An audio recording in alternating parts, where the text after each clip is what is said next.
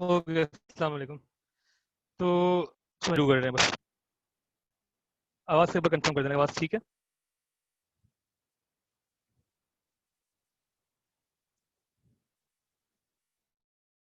जी, आवाज़ क्लियर है? Okay, thank you.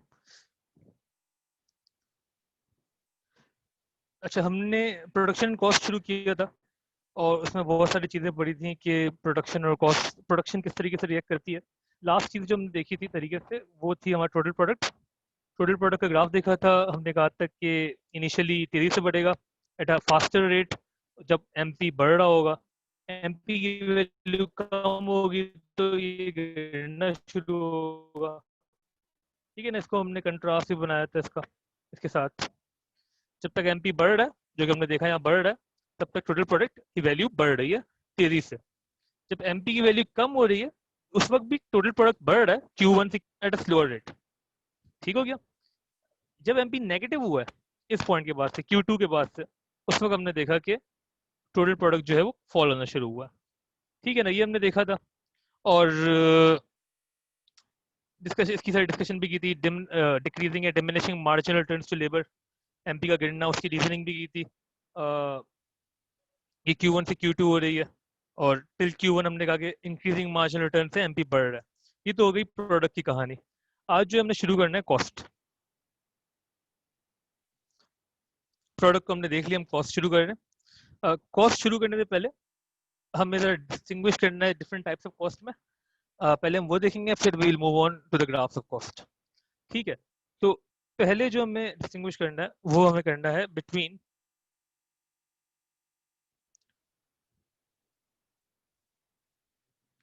Explicit cost and implicit cost.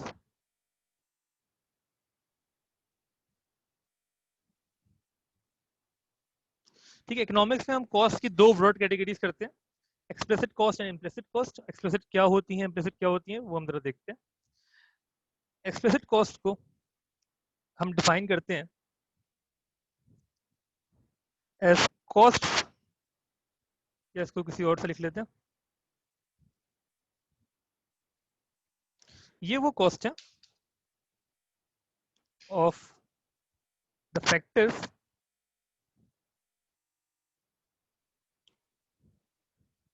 Not owned by the firm. उन factors की cost जो कि फर्म ओन नहीं करती। फॉर एग्जाम्पल, कोई भी फर्म अपना लेबर को ओन तो नहीं करती ना, तो लेबर की जो भी कॉस्ट होगी, एग्जाम्पल वेजेस जो आपने पे की लेबर को, वो होंगी explicit cost, because you don't own the labour, आप सिर्फ उनकी सर्विसेज लेते हैं। ठीक हो गया। या अगर आप कोई रेंट पे कर रहे हैं किसी बिल्डिंग का, किसी मशीनरी का रेंट पे कर रहे हैं, तो वो भी आपकी एक्सप्लिसिट कॉस्ट है, because you do not own that. ठीक है। On the other hand, implicit cost क्या होंगी? Cost of the factors owned by the firm. अब ये कौन सी कॉस्ट है? यहाँ पे डिफरेंस शुरू होता है सब। ये उन फैक्टर्स की कॉस्ट है जिसको आप ओन करते हैं। नॉर्मली ये होता है, जब आप किसी चीज को ओन करते हैं तो उसकी तो कोई कॉस्ट ही नहीं है ना। मतलब फॉर एग्जाम्पल, अगर मैं एक फैक्ट्री में प्रोडक्शन करवा रहा हूँ और वो फैक्ट्री में ओन करता हूँ, तो मुझे उस फैक्ट्री का रेंट पे नहीं करना पड़ रहा। ठीक है। तो मैं तो बोलूंगा सही है, मेरी कॉस्ट, रेंट की तो कोई कॉस्ट ही नहीं है, बोलूंगा रेंट की कॉस्ट जीरो है। ठीक है। ये कौन बोलेगा? ये बोलेगा अकाउंटेंट। इकोनॉमिस्ट ये नहीं बोलेगा। जब भी हमारे पास एक फड्डा है, फड्डा ये है कि accountant cost versus economist cost. Economist जो है वो कॉस्ट को एक डिफरेंट एंगल से देखता है, अकाउंटेंट एक डिफरेंट एंगल से देखता है। अकाउंटेंट जिन कॉस्ट को देखता है वो तो आप सारे जानते ही हैं। और आपको पता है कि हर कॉस्ट को वो लिख रहा होता है, जिस चीज़ के लिए भी आपने पे करना है, चाहे अभी या बाद में, चाहे अक्रू करना है, करके पे करना है या प्री पे कर देना है, इवेंचुअली आप जिस चीज़ के लिए पे करेंगे आप उसको कॉस्ट ट्रीट कर रहे होते हैं। डेप्रिसिएशन को आप कॉस्ट ट्रीट कर रहे होते हैं, सो ऑन। ठीक है। अकाउंटेंट की जितनी कॉस्ट है वो सारी एक्सप्लिसिट कॉस्ट है। एक्सप्लिसिट का मतलब भी होता है जो बिल्कुल वाजे है। ठीक है ना। जैसे हमने लेबर की बात की, वेजेस की बात की, लेबर की कॉस्ट जो है बिल्कुल वाजे है, जो आपने पे करनी है, रेंट आपने पे करना है। अकाउंटेंट सारी एक्सप्लिसिट कॉस्ट को ट्रीट कर रहा होता है। इकोनॉमिस्ट को जरा मसला है, वो कहते हैं नहीं नहीं, एक इसमें और मसला है। मसला क्या है? वो कहते हैं कि यार अगर आप बिल्डिंग ओन भी कर रहे हो, आपने रेंट नहीं देना, अकाउंटेंट तो बोलेगा रेंट जीरो है। इकोनॉमिस्ट बोलेगा यार हम जो जितनी भी कॉस्ट देखते हैं ना, वो सारी हम देखते हैं इन terms of the opportunities foregone, opportunity cost. ठीक है, ये मैंने एरो शायद गलत बना दिया, जिससे जरा सा आपको शायद एक गलत इमेज जाए। मैं यहाँ पे बता देता हूँ। इकोनॉमिस्ट कहता है भाई, अगर आपने एक बिल्डिंग ओन की हुई थी, उस पे रेंट आपको 10,000 मिल सकता था, जो कि नहीं मिला, तो ये 10,000 भी एक कॉस्ट है जो कि आपको इंक्लूड करनी चाहिए। ये बात समझ में आ रही है? इकोनॉमिस्ट ये बोलेगा कि वो पैसे जो आप कमा सकते थे by the factors you own, by the factors that you own, अगर कुछ फैक्टर्स आप ओन करते हैं तो उनको काम पे लगा के आप कुछ पैसे कमा सकते थे। आपने वो नहीं कमाए, आपने उन फैक्टर्स को लगा दिया बिजनेस में। तो जो नहीं कमाया आपने, ये रेंट जो आप कमा सकते थे, that is also cost, that is also opportunity you are missing. तो वो इस अपॉर्चुनिटी कॉस्ट को भी ऐड करेगा एक्सप्लिसिट कॉस्ट के अंदर। तो मतलब कि इकोनॉमिस्ट जो है वो कौन सी कॉस्ट लेगा? वो लेगा एक्सप्लिसिट कॉस्ट, तो वो भी लेगा एज इट इज लेगा, अकाउंटेंट की सारी कॉस्ट को वो ट्रीट करेगा एज कॉस्ट, बिल्कुल करेगा, लेकिन उसमें वो ऐड कर देगा इम्प्लिसिट कॉस्ट। ये बात समझ में आ रही है? यहाँ तक मसला समझ में आया? तो ओके लिख के भेजो, कोई कंफ्यूजन है तो पूछो।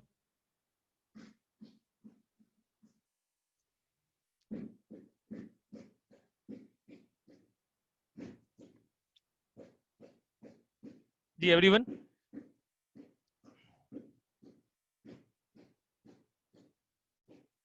ओके यहाँ तक?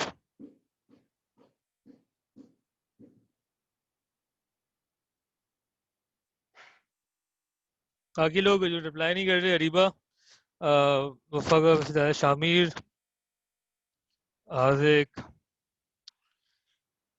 मनाहिल, जी ओके, ठीक है, ओके। दरअसल इसमें एक फर्क ये कर लेते हैं, मैं जरा समझा दूं कि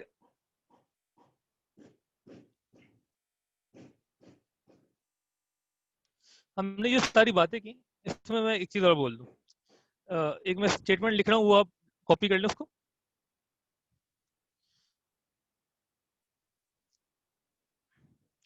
economist treat all cost as opportunity cost. सारी कॉस्ट को वो अपॉर्चुनिटी कॉस्ट की तरह ही ट्रीट करते हैं। मतलब कि चाहे इम्प्लिसिट कॉस्ट हो या एक्सप्लिसिट कॉस्ट हो, इकोनॉमिस्ट इसको ट्रीट करेगा as opportunity cost. For example अगर आपने यहाँ पे वेजेस पे की, आपने बोला यार वेजेस जो है मेरी 5,000 है, $5,000 में पे करता हूँ वेजेस। इकोनॉमिस्ट इसको भी, इस वेज को जो कि एक्सप्लिसिट कॉस्ट है, जो कि अकाउंटेंट भी ट्रीट करेगा और इकोनॉमिस्ट भी ट्रीट करेगा, बस इकोनॉमिस्ट की ट्रीटमेंट में ये फर्क होगा कि वो इस वेज को भी बोलेगा ये भी एक अपॉर्चुनिटी कॉस्ट है। बिकॉज ये अपॉर्चुनिटी कॉस्ट, अगर आप 5,000 इस वेज में पे नहीं करते तो आप इस 5,000 कुछ और कर रहे होते। मतलब कि वो ये कहता है कि वो total opportunity cost of production बताएगा आपको। इकोनॉमिस्ट कॉस्ट क्या होती है? इकोनॉमिस्ट कॉस्ट की अगर हम डेफिनेशन लें तो it is the total opportunity cost of production. वो कहता है प्रोडक्शन करने की वजह से जो सारी अपॉर्चुनिटी कॉस्ट आपको आई है, वो सब इकोनॉमिस्ट की कॉस्ट है, चाहे वो एक्सप्लिसिट हो या इम्प्लिसिट हो। अगर आपने कैश पे कर दिया 5,000 रुपए वेजेस में, तो बोलेगा ये 5,000 का आप कुछ और कर सकते थे, तो ये भी अपॉर्चुनिटी कॉस्ट है ऑफ प्रोडक्शन। बिकॉज वेजेस पे ही नहीं करनी होती अगर प्रोडक्शन नहीं होती।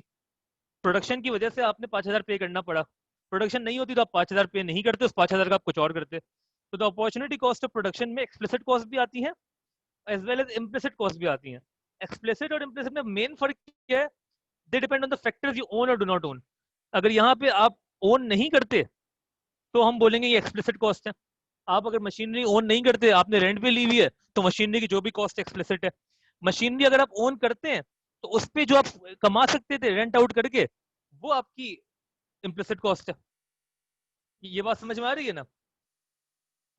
ठीक है, तो इकोनॉमिस्ट, तो अगर सवाल आपसे आए कि अगर आपको ये बोले, मैं एक क्वेश्चन लिख देता हूँ, फॉर एग्जाम्पल आपको एक चार्ट शीट दिखा दें, वो कि वो बोले भाई कि आपकी ना जो रेंट है बिल्डिंग का वो है 10,000, वेजेस जो आपने पे की वो आपने पे की 5,000, और यूटिलिटी एक्सपेंसेस जितने भी हुए आपके वो हैं 8,000। ठीक है, और वो बोल रहे हैं कि ओनर जो है, अच्छा ओनर अपने आप को तो ओन करता है, एंटरप्राइज को तो वो ओन करता है, तो वो कह रहे हैं कि अगर ओनर ये सारे काम नहीं करता, ये बिजनेस नहीं करता, प्रोडक्शन नहीं करता, इसकी जगह वो अगर कोई जॉब करता, तो वो जो सैलरी कमाता जो कि फॉरगो हो रही है, सैलरी फॉरगॉन, वो फॉर एग्जाम्पल है 10,000। ठीक है, या डिफरेंट वैल्यू रख देते हैं कोई, ये सैलरी जो वो कमाता फॉर एग्जाम्पल ये है 7,000, या अच्छा नंबर आ जाएगा तो कर लेते हैं इसको, हाँ 7 ही कर लेते हैं ना, ठीक है 7,000। तो ये है सैलरी फॉरगो वो कर रहा है, सही है ना, ऑल द कॉस्ट जो कि अगर ही नहीं होती, जो जो सॉरी वो पैसे जो आप कमा सकते थे अगर बिजनेस नहीं होता, तो वो ये है, वो सैलरी आप कमा सकते थे। रेंट तो आपको देना ही होता, आप ओन नहीं करते बिल्डिंग को, आप लेबर को भी ओन नहीं करते, यूटिलिटीज को भी आप पे करना है, क्योंकि जो यूटिलिटीज जिस चीज पे आ रही है वो यूटिलिटी को भी आप ओन नहीं करते। ठीक है, अब मुझे यहाँ पे आप बताएं कि टोटल एक्सप्लिसिट कॉस्ट कितनी है इस चार्ट में, एक्सप्लिसिट कॉस्ट कितनी है,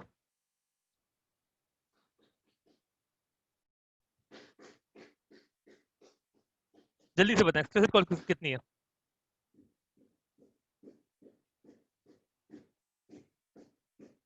क्या वो वही, जल्दी से देख के बताएं कि एक्सप्लिसिट कॉस्ट कितनी है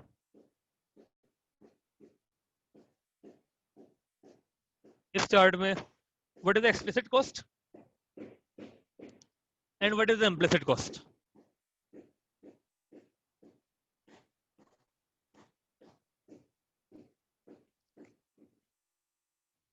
एक्सप्लिसिट कॉस्ट कितनी है, इम्प्लिसिट कॉस्ट कितनी है इस चार्ट में।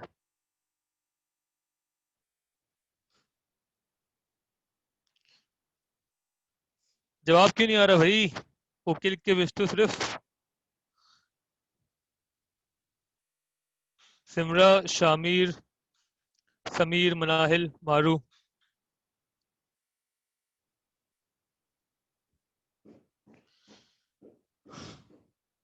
सुनाई ओके क्यों आ रहा है आपका, कुछ पूछ रहा हूं मैं, मुझे बताएं कि एक्सप्लिसिट कॉस्ट कितनी है और इम्प्लिसिट कितनी है। 15,000 एक्सप्लिसिट, नहीं गलत।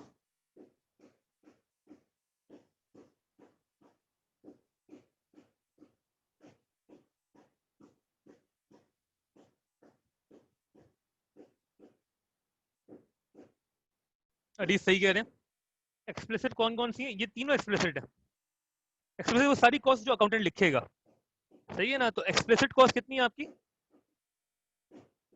इन तीनों का सम 10 + 5 + 8 23। ठीक हो गया, सैलरी फॉरगॉन वो है जो आप सैलरी कमाते अगर आप काम ना करते। इम्प्लिसिट कितनी है, what is the implicit cost.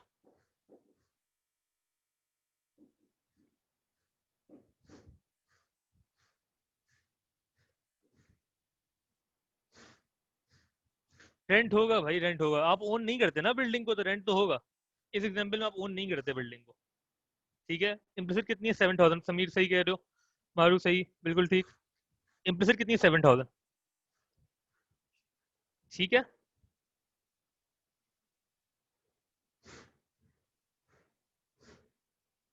बिल्कुल ठीक है, इम्प्लिसिट सिर्फ ये है 7,000। अच्छा, अब अगर मैं आपसे पूछूं what is the total cost that the accountant will consider, what is the total cost that the accountant will consider, तो आंसर क्या है।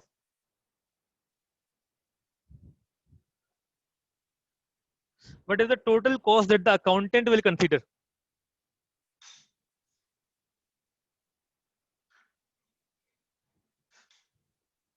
बाकी लोग, हानिया बिल्कुल सही, अरी सही कह रहे हो, 23,000 बिल्कुल ठीक। अकाउंटेंट सिर्फ 23,000 कंसीडर करेगा।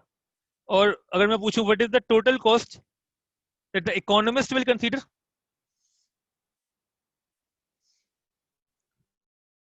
What is the total cost that the economist will consider, economist के हिसाब से कॉस्ट कितनी है इस प्रोडक्शन की।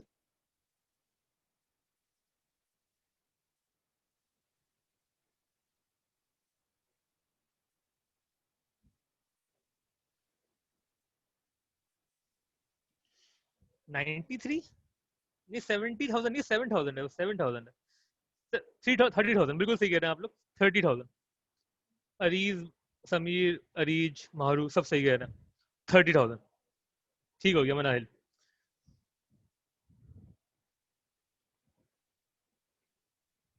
93 नहीं है, क्योंकि वो 70,000 नहीं है, वो 7,000 है, 700 सही, 7,000।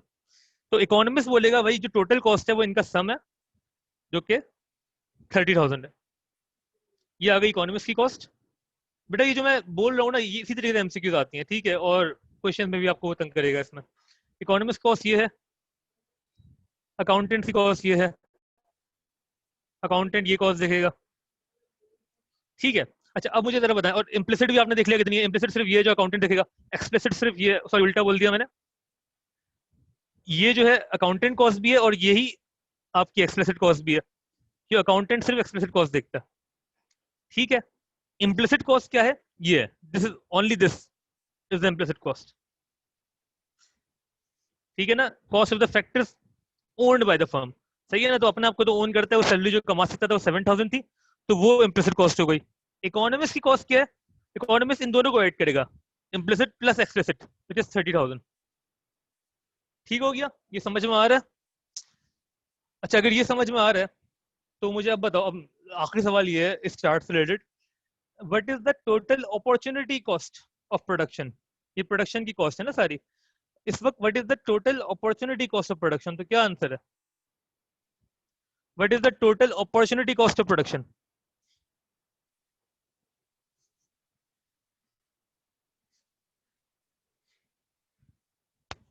जी, what is the total opportunity cost of production.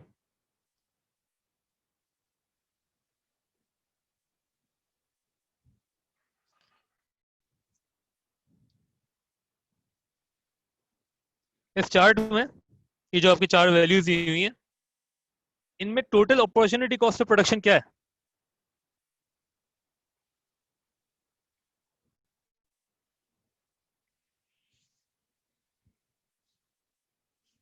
बताओ भाई क्या है, अपॉर्चुनिटी कॉस्ट टोटल कितनी है, बताया करो यार, जो समझ में आ रहा है बोला करो, गलत भी है तो बोल दो। 3,000 नहीं,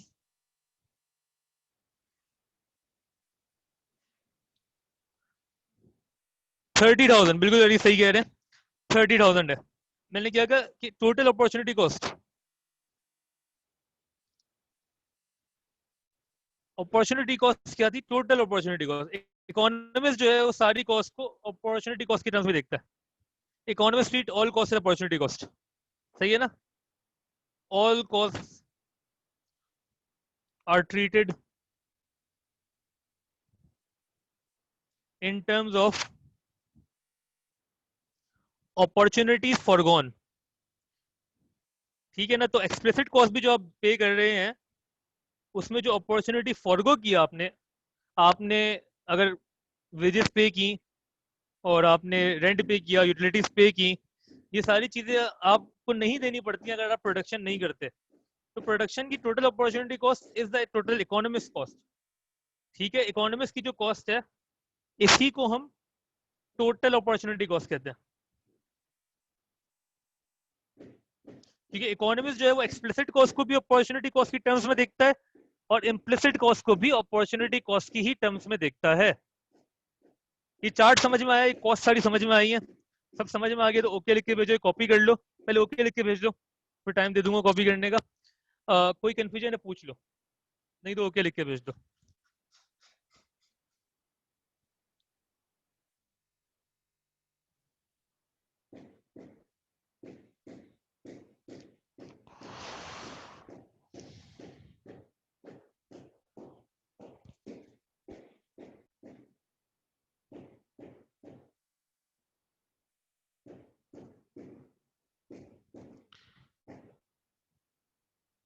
जी सामू, मनाहिल सही है, अरीज, सिमरा, ओके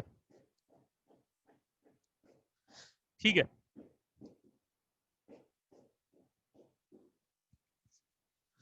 सही है, अब एक एग्जांपल और कर लेते हैं, ठीक है, एक छोटी सी एग्जांपल और करते हैं इसी की, एंड फिर हम आगे बढ़ेंगे।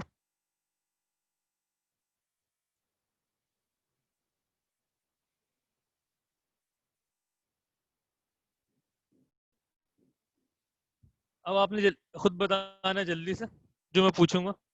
ठीक है, तो मैं यहाँ पे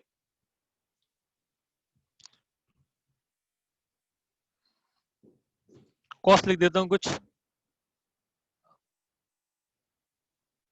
फॉर एग्जांपल वही हमारा जो रेंट आपने पे किया, वो आपने पे किया है 5000। आपने वेजेस पे की हैं 15000। ठीक है। और आपने यूटिलिटीज जो हैं वो पे की हैं 3000। रॉ मटेरियल भी खरीदा, आप मैन्युफैक्चरिंग करते हैं,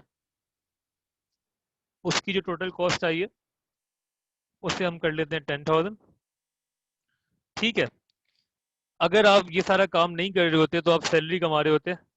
इस सैलरी फॉरगॉन लिख रहा हूँ मैं, ये क्योंकि आपने नहीं कमाई। सैलरी जो फॉरगो की है आपने बिकॉज ऑफ दिस प्रोडक्शन, वो फॉर एग्जांपल है 12000। ठीक है। और सिमिलरली आपने इंटरेस्ट फॉरगो किया, इंटरेस्ट फॉरगॉन, क्योंकि आपने अपना पैसा लगा दिया बिजनेस में। ठीक है। अगर वो आप पैसा बिजनेस में नहीं लगाते और आप उस पर इंटरेस्ट कमाते, तो वो इंटरेस्ट फॉर एग्जाम्पल आपको मिलता महीने का 4000। ठीक है, पर मंथ कॉस्ट है ये। 4000 आप इंटरेस्ट कमा सकते थे अगर आपने पैसा बिजनेस में ना लगाया होता। आप सैलरी कमा सकते थे 12000 की अगर आप बिजनेस नहीं करते और सिर्फ कोई जॉब करते। ठीक है। प्रोडक्शन की वजह से आपको ये दोनों चीजें नहीं मिली। ठीक है, क्योंकि आपने डिसाइड किया अदरवाइज। आपने पैसे लगा दिए तो इंटरेस्ट नहीं मिला, और आपने अपना आपको भी लगा दिया इस काम पे तो आपको सैलरी भी नहीं मिली। ठीक है। अब मैं सवाल पूछूंगा, आपने जवाब देना है। जी, पहला सवाल आपने बताना है कि इम्प्लिसिट सही एक्सप्लिसिट कॉस्ट कितनी है। What is the total explicit cost. Total explicit cost कितनी है।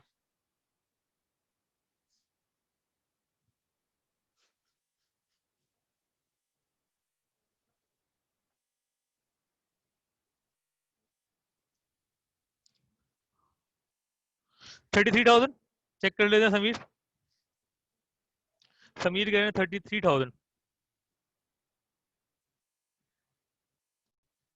रेंट, वेजेस, ये और ये। ठीक है।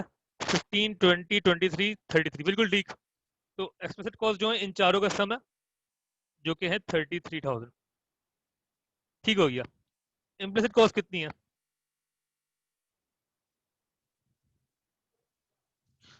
इम्प्लिसिट कॉस्ट कितनी है इस वक्त।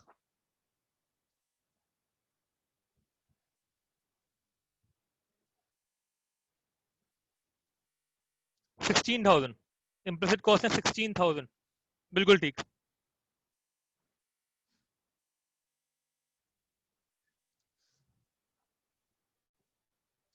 जी, अकाउंटेंट के लिए क्या कॉस्ट है। अकाउंटेंट अपनी इनकम स्टेटमेंट जो बनाएगा, वो टोटल कॉस्ट कितनी शो करेगा।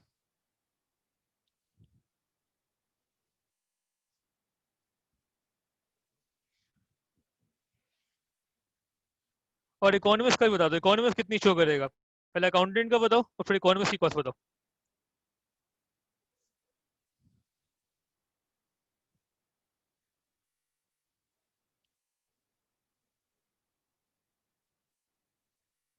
अकाउंटेंट 33 शो करेगा, बिल्कुल ठीक। अकाउंटेंट सिर्फ एक्सप्लिसिट कॉस्ट को ट्रीट करेगा। ठीक है। और जो आपका इकोनॉमिस्ट है, वो एक्सप्लिसिट प्लस इम्प्लिसिट। तो इकोनॉमिक्स कितनी होंगी 49। बिल्कुल ठीक है, बेहतरीन, बिल्कुल सही।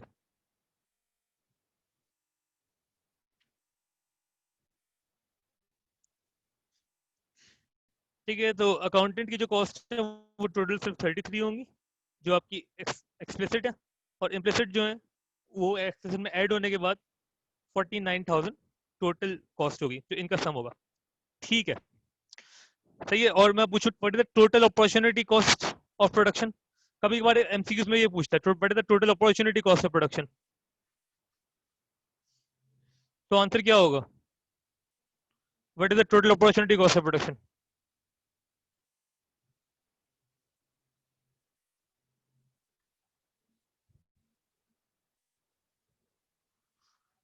नहीं नहीं, यहाँ पे गलती कर रहे हैं आप लोग। 16,000 नहीं होगा, 49,000 होगा। 16,000 नहीं होगा, 49 होगा बिल्कुल। मैंने यही बताया कि सिर्फ इम्प्लिसिट कॉस्ट नहीं है opportunity cost. Opportunity cost economics के लिए सारी कॉस्ट है। हमने लिखा ना, in economics we treat all cost as opportunity cost, चाहे वो एक्सप्लिसिट हो चाहे वो इम्प्लिसिट हो। तो total opportunity cost is the total economics cost. Economics cost की आप डेफिनेशन में भी लिख सकते हैं, economics cost is the total opportunity cost of production. It includes all the explicit as well as implicit cost. The answer is 49,000। जो आपने explicitly पे किया है वो भी आपने इसलिए पे किया क्योंकि आप प्रोडक्शन कर रहे हैं। अगर आप प्रोडक्शन नहीं करते and if you would have chosen the next best alternative, तो ये सारी कॉस्ट भी नहीं आती। तो ये भी अपॉर्चुनिटी कॉस्ट है इस वक्त। These are the cost of not working for someone else and doing the business. Business करने से ये अपॉर्चुनिटी कॉस्ट आ रही है आपको। ठीक हो गया? तो total opportunity cost is the economics cost which is 49,000। Opportunity cost जो है वो एक्सप्लिसिट और इम्प्लिसिट दोनों होती हैं। यहाँ पे कंफ्यूजन रहती है कुछ बच्चों को, वो सिर्फ इम्प्लिसिट को ट्रीट करते हैं अपॉर्चुनिटी कॉस्ट, जो कि गलत है। ठीक हो गया? क्लियर हो गया? बिल्कुल क्लियर है तो ओके लिख के भेज दो। कोई कंफ्यूजन है पूछ लो।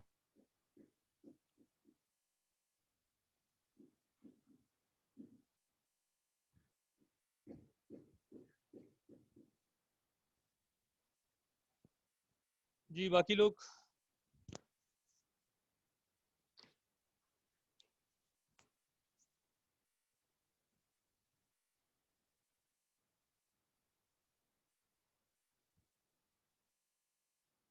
Okay okay.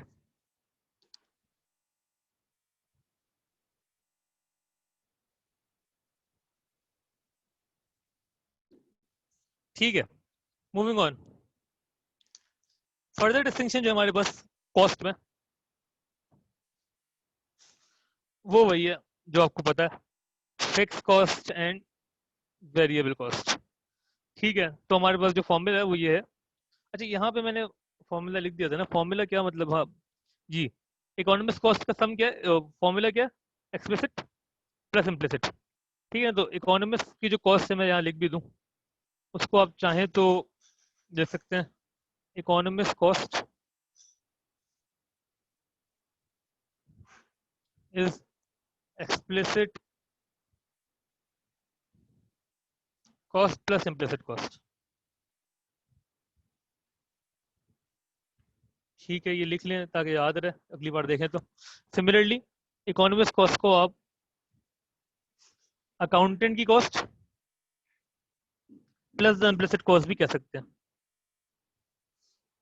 मतलब कि इकोनॉमिक्स की जो कॉस्ट है वो हमेशा ज़्यादा होगी ना, क्योंकि वो हमेशा इम्प्लिसिट कॉस्ट को भी इंक्लूड करेगा। अकाउंटेंट की जो भी कॉस्ट आएगी इकोनॉमिक्स बोलेगा इससे थोड़ी ज़्यादा कॉस्ट है। ठीक है, ये बोलेगा या आप जो काम कर सकते थे वो आपने किया नहीं, उसकी भी कॉस्ट है।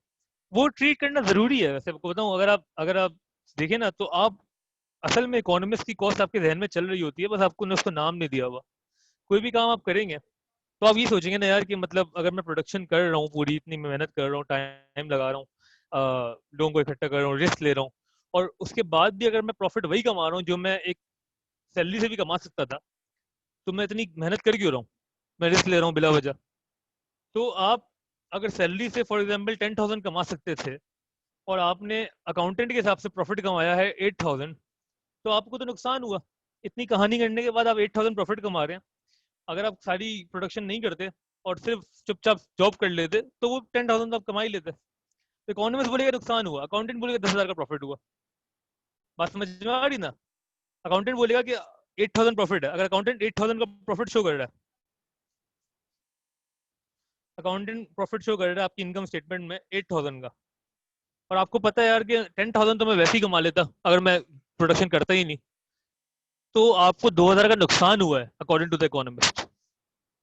बात समझ में आ रही है? अकाउंटेंट खुश होगा कि 8,000 का प्रॉफिट हुआ है, वो इकोनॉमिस्ट बोलेगा नहीं भाई, ये तो नुकसान है। ठीक हो गया? तो हम हर तरह की कॉस्ट को ट्रीट करेंगे। Okay, moving on. होपफुली समझ में आ गई। कोई भी कंफ्यूजन हो साथ में पूछ सकते हैं। ठीक है, तो हम कहते हैं टोटल कॉस्ट जो है, it is the sum of fix cost plus the variable cost. ठीक हो गया? फिक्स कॉस्ट डेफिनेशन, अच्छा यहाँ पे सारी कॉस्ट की डेफिनेशन मैं लिख चुका हूँ। ठीक है ना? डेफिनेशन नहीं भूलनी है आपने। हमने शुरू यहीं से किया था। एक्सप्लिसिट कॉस्ट कौन सी cost cost of the factor not owned by the firm, ownership से डिपेंड करती है। अगर आप ओन नहीं करते तो आप कॉस्ट पे करनी पड़ेगी अकाउंटेंट की सारी, ये ओन्ड बाय द फर्म। अगर इम्प्लिसिट कॉस्ट की डेफिनेशन में आपने लिखा कि this is the opportunity cost, तो थोड़ी गलत बात हो जाएगी, क्योंकि सिर्फ ये नहीं है अपॉर्चुनिटी कॉस्ट, ये दोनों है अपॉर्चुनिटी कॉस्ट। ठीक है ना, बार बार इस चीज को बता रहा हूँ, सही है। तो अगर आप इकोनॉमिक्स कॉस्ट की डेफिनेशन लिखेंगे तो बोलेंगे this the total opportunity cost. ठीक है, इकोनॉमिक्स की कॉस्ट क्या होती है? Total opportunity cost. उसमें ये सारी कहानी लिख देगा, all cost are treated in terms of the opportunities forgone. ठीक हो गया। और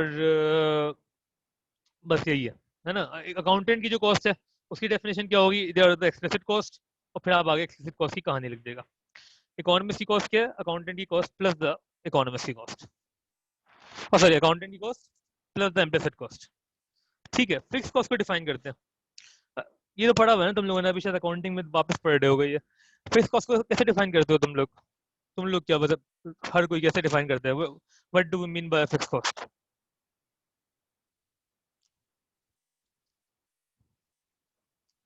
जी, what do we mean by fix cost? What are fix costs?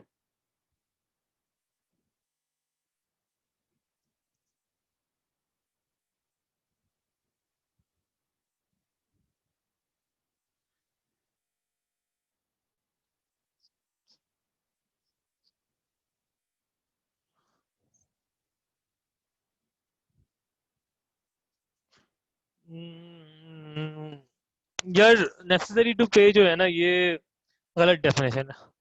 Necessary to पे तो मतलब अगर मैं वेजेस बोलूं, वेजेस भी नेसेसरी टू पे तो है ना। ठीक है, हाँ ये सही है अनुषा। अरीज बिल्कुल सही कह रहे हैं। नहीं, अनुषा सही कह रही है, cause it does not very with output, exactly यही है। which remain fixed throughout the year or month। नहीं अरीज, ये गलत है। uh, अनुषा सही कह रही है, सबसे बेहतरीन डेफिनेशन ये है, cause that does not very with the level of output. Output के साथ कॉस्ट जो वेरी नहीं होती, that is your fix cost.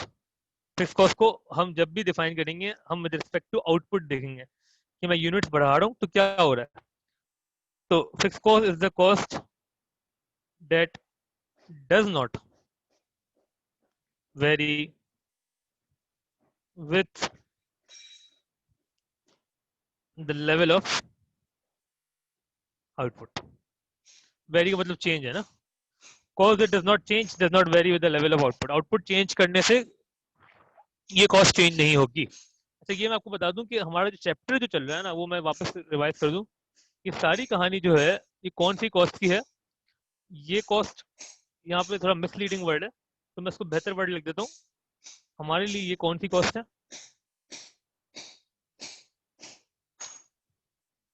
ये है short run cost. Short run cost दो तरह की होती है, फिक्स्ड और वेरिएबल। सही है ना। फिक्स कॉस्ट आई क्यों नहीं है? क्योंकि कुछ फैक्टर्स फिक्स हैं। फिक्स फैक्टर्स की वजह से फिक्स कॉस्ट आ रही है। ठीक है ना। जब हम लॉन्ग रन में जाएंगे तो कोई फिक्स फैक्टर रहेगा नहीं, सारे फैक्टर वेरिएबल हैं, तो कोई फिक्स कॉस्ट भी नहीं होगी। जब फिक्स फैक्टर नहीं है तो फिक्स कॉस्ट नहीं है। ठीक हो गया। तो ये शॉर्ट रन कॉस्ट में हम डिवीजन करते हैं फिक्स कॉस्ट और वेरिएबल कॉस्ट में। लॉन्ग रन में there is no division, long run में ऑल कॉस्ट है वेरिएबल। ठीक हो गया। सिमिलरली वेरिएबल कॉस्ट, जी वेरिएबल कॉस्ट की डेफिनेशन क्या है? What do we mean by variable cost?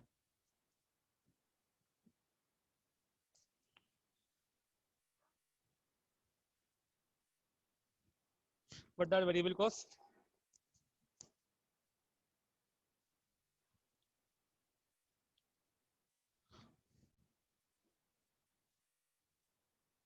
बिल्कुल exactly, cost with which vary with output. Exactly, output के साथ जो कॉस्ट चेंज होंगी डायरेक्टली प्रोपोर्शनल लिख देते हैं इसको। आप ये भी कह सकते हैं costs that are directly proportional to output, या costs that vary with output, या costs that directly vary with output कर दें। डायरेक्टली का मतलब क्या है कि अगर आउटपुट बढ़ेगा तो ये बढ़ेगी, आउटपुट कम होगा तो ये कॉस्ट कम होंगी। ये नॉर्मली वेरिएबल फैक्टर्स की वजह से होती हैं। और इसकी एग्जांपल क्या होगी? सबसे अच्छी एग्जांपल वेजेस है, ठीक है ना, ये रॉ मटेरियल है। रॉ मटेरियल अगर आप ज़्यादा आउटपुट बनाएंगे, रॉ मटेरियल जो है ज़्यादा यूज़ करना पड़ेगा, कम आउटपुट बनाएंगे कम यूज़ करना पड़ेगा, ठीक है ना। फिक्स कॉस्ट की एग्जांपल नॉर्मली जो दी जाती है वो रेंट है, ठीक है। इंटरेस्ट भी फिक्स हो सकता है, आपका आउटपुट बने ना बने, आपने अगर कैपिटल लिया हुआ इंटरेस्ट पे तो आपने इंटरेस्ट पे करना है, it will not very with the level of output, ठीक है। तो ये हो गई फिक्स वेरिएबल कॉस्ट, हो गया। अगर मैं यहाँ पे ग्राफ बनाऊं, यहाँ मैं लिखूं आउटपुट और यहाँ लिखूं कॉस्ट, ठीक है। और ये मैं बना रहा हूँ फिक्स कॉस्ट का ग्राफ, जी। तो ग्राफ कैसे बनेगा?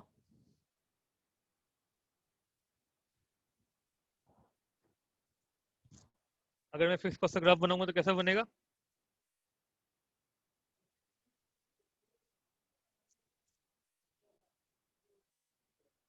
और सिमिलरली अगर मैं वेरिएबल कॉस्ट का ग्राफ बनाऊंगा तो कैसा बनेगा?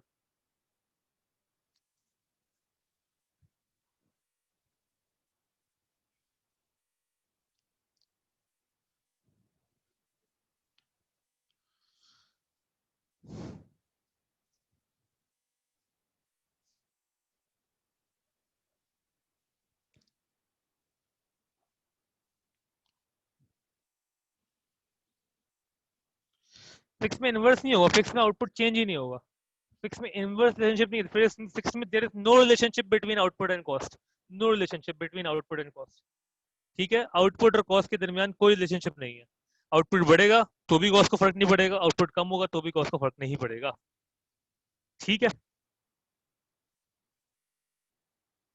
चल लीनियर दोनों ही हैं वैसे, देखो मेरी बात सुनो, स्ट्रेट हॉरिजॉन्टल, ठीक, मैं बता देता हूँ।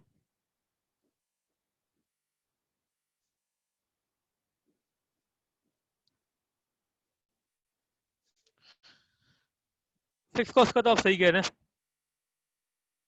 क्योंकि जिस तरीके से बनेगा, ठीक है। अकाउंटिंग में भी आपने ऐसे ही पढ़ा होगा, जो भी फिक्स कॉस्ट है उससे फिक्स रहेगा, ठीक है। आउटपुट कुछ भी हो,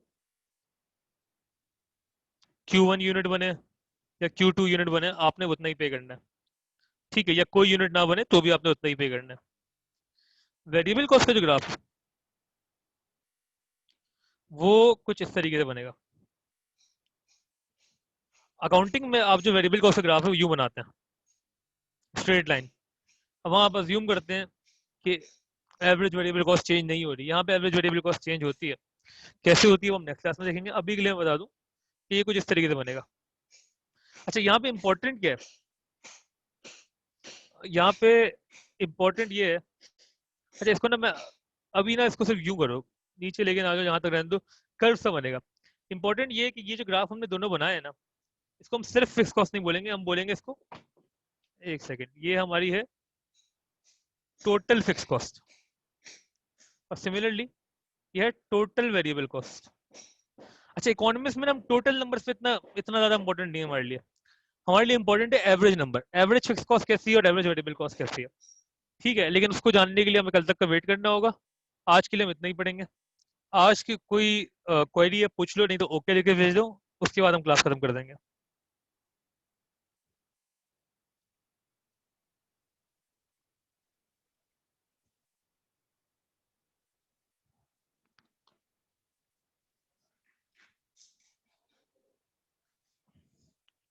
ओके, ठीक है, देन क्लास हम खत्म कर रहे हैं। कल इंशाल्लाह हम लोग अच्छा वेरिएबल कॉस्ट का, एक सेकंड, एक सेकंड रुको,